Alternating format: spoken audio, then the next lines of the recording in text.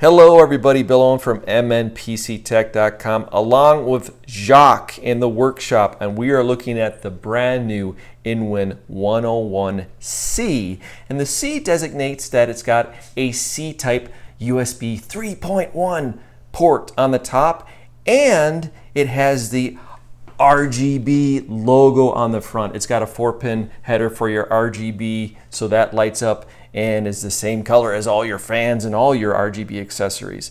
This is now retailing for $79.95 on newegg.com. And this is Jacques' first time ever seeing an Inwin case in person. What do you think, Jacques? Well, over the course of the day, I've kind of become an Inwin fanboy, and that's not something I normally like to admit. So I'm now a fanboy of two things, Inwin and Tesla. But this case overall, from my very first glimpse, like we were talking about earlier, is in pictures, it doesn't really do it justice compared to what it's like in person.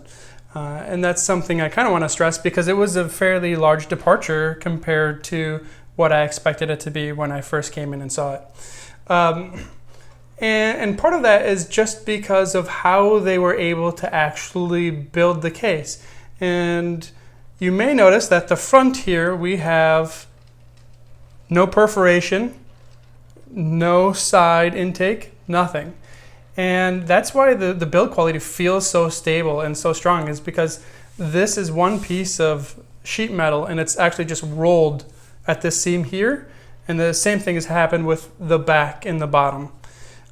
And so because that's one sheet, it's just so much less flexible side to side. And it just feels nice and sturdy. And another thing I really like is the actual honeycomb structure that you see down the side. It's stamped in, and from my point of view, for an $80 case, it's actually a very gorgeous stamp, and it doesn't look like anything's crinkled out of alignment. And it's definitely a much more interesting design than just slots or a random front air intake.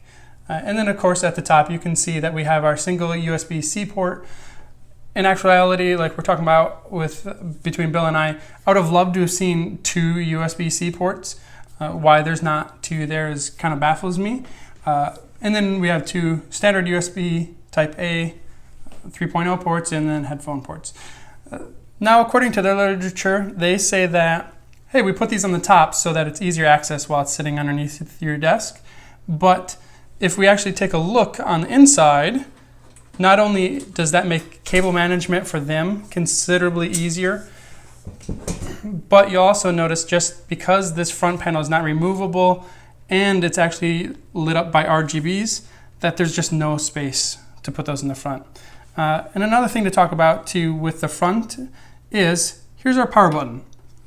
The bottom part of this acrylic piece is actually flexible and it's a power button. And then directly below that we have a hard drive activity light. And it's very subdued, and it's nice because it takes away that normally overly gaudy functionality of a power button that's super bright in your face that I normally take a permanent marker and darken out because it's terrible. And then the hard drive light here, just being this little pinhole, isn't that really kind of good enough realm where it's good enough to actually tell that something's happening, but it's not obnoxious. We actually have these quick release levers, which is the first time I've ever seen a mechanism of this style, and it's a simple pull tab. And there's two of those guys, and then we can pull it out just a little bit and it completely detaches. So this is a great departure, in my opinion, from the standard thumb screws. So it also has a very nice clean look with nothing on the right and left side, and then just the top and bottom bezel covers. And that just covers up the mechanism in which it closes here. These pop ins and outs, these little mechanisms right here, they're a little bit on the fragile side, from my opinion, but overall, I think if you're not opening your system on a routine basis, like every day, for instance, they're going to be fantastic. They're going to be good enough, and if you need to show somebody the inside of your case, it's going to be the easiest, fastest way to get in and out. And overall, I actually like the choice. And on the back here, we have a 120 adjustable fan, so the vertically adjustable, so that we can line it up with our CPU and where that structure is at. We also have a departure from today's standard with a top-mounted PSU. So the design concept behind having a top-mounted PSU is that their airflow is supposed to run by natural convection, sucking up through the bottom and exhausting out the back, out the side or out the back through the power supply. And the drive caddies we'll take a look at on the other side are quick release. And these are actually a really good iteration of quick release. There's nothing fragile about this, and it's a very simple design. So there's a lot of the other quick release caddies that I've seen that have very complex levers to get them in and out, or they snap in some fancy way, where these are just so simplified that I don't really see them breaking, even if I took this in and out 50 times. And looking at the bottom here, we're gonna see we actually have a really easily removable dust filter. This is something nice to see because they have a full foot on the front and back. So there's no way to take it off front and backwards, but out this side actually was considerably easier than I thought it was gonna be. There's also not much plastic that's getting in front of the way of the airflow. And again, we have that nice, gorgeous honeycomb design here, but it just snaps in and out with zero effort. And when we're taking a look here at the motherboard tray, we're gonna see some good things and we're gonna see some bad things. We'll start out with the bad, which aren't actually all that bad. Here we're gonna notice for our cables is we no longer have rubber grommets like we're kind of used to seeing and accustomed to, even in $80 cases this day. The nice thing about it though is that these are actually rolled over. So the steel here is doubled over and is not sharp feeling whatsoever. So I could pull a cable on there and I have pretty good thought that we're not going to strip a cable or cut it in any form or fashion. And then we'll notice some of the great things here is that we have built-in reservoir sliders. So that way we can put a reservoir of any size here and we can slide it up and down these trails. And then right here is where we normally have our radiators go.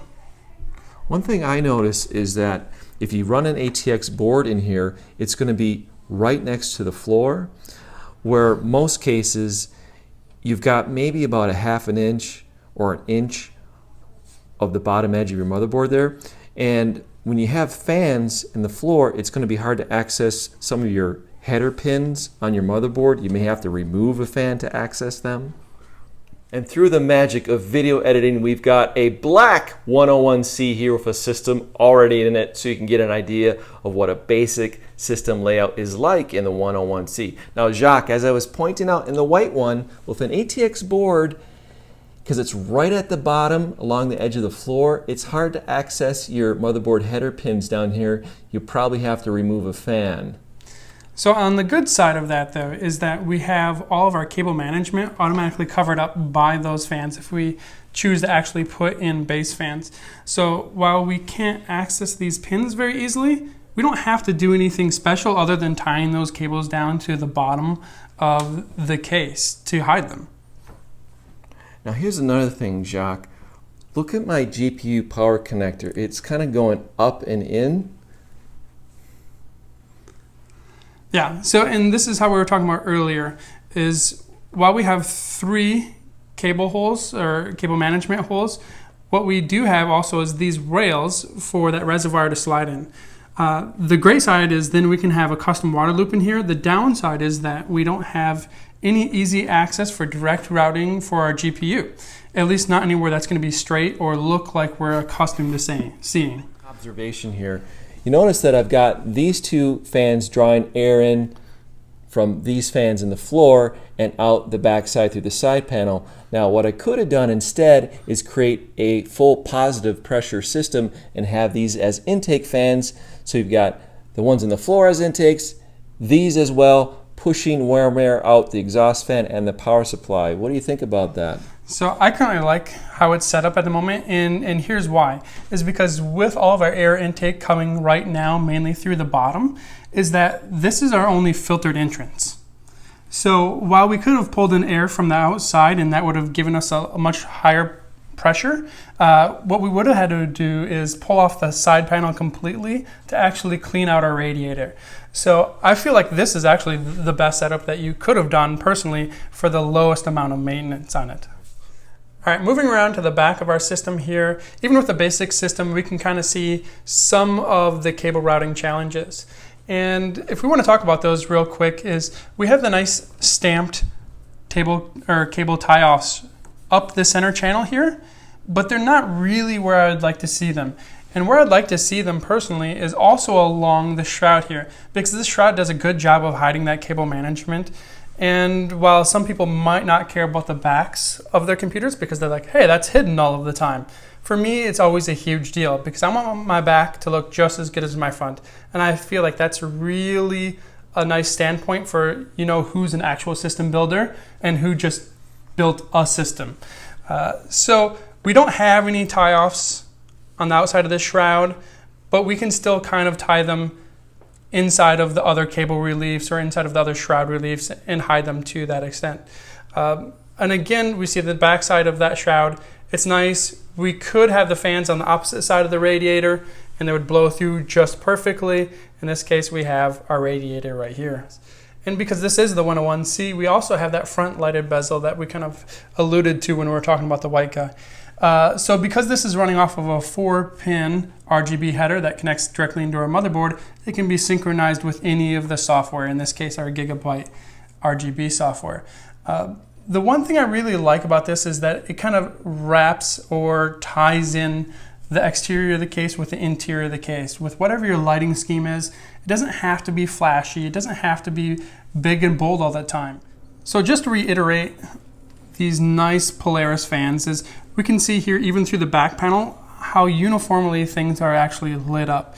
And it's very rare that you can see when looking through the back side of a fan or even through the back side of a case through the grill that you see this nice uniformity.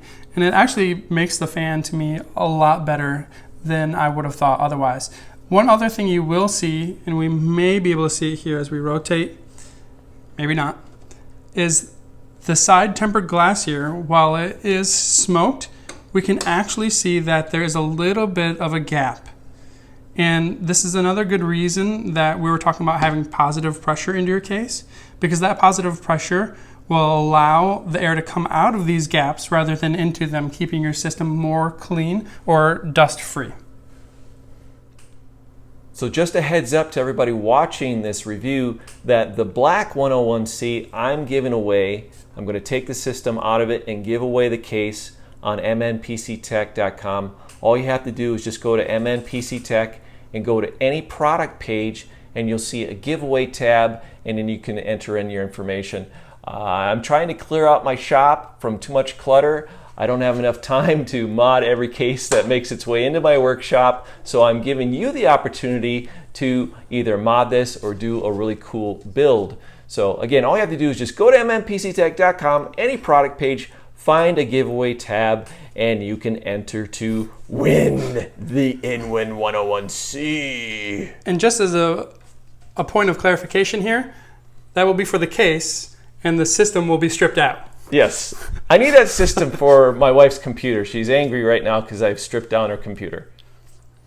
So in conclusion, for $80, I think this is actually a steal. While it does not come with fans, which most of us are accustomed to seeing in cases that we buy, it actually allows us, with that lower price point for the build quality that this has, to reinvest that money that we would have otherwise spent on the case, where I would have normally figured this to be $120 with fans in it, to actually get the fans we want.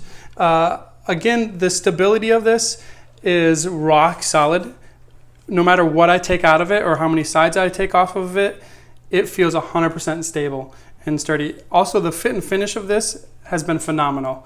Like from rolling over of the cable ports to the beveling of all of the shrouds, it's spot on.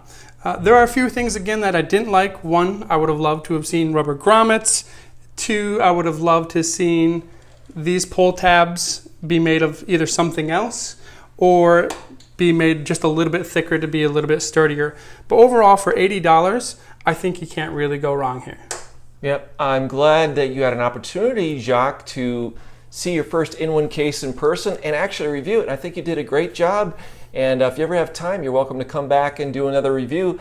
Let us know in the comments how great of a review Jacques did. It was his very first video case review. Have you ever done a product review before, Jacques? Nope. I've done absolutely nothing in my life up until right now. This is a monumental moment for me. Oh my God. I think you're going to be starting your own channel soon.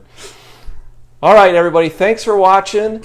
And leave your comments or questions while we've still got these cases. We'll try to help you out if you've got or questions about the RGB Polaris fans by Inwin 2. These are brand new.